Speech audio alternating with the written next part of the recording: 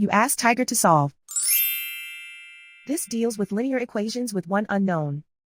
The final result is w equals -2. Let's solve it step by step. Group all constants on the right side of the equation.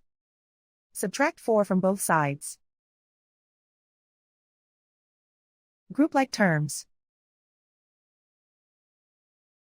Simplify the arithmetic.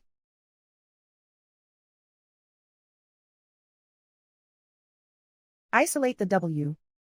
Divide both sides by 2. Simplify the fraction.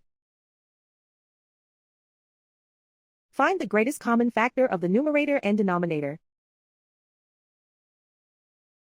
Factor out and cancel the greatest common factor. And so the final result is w equals -2.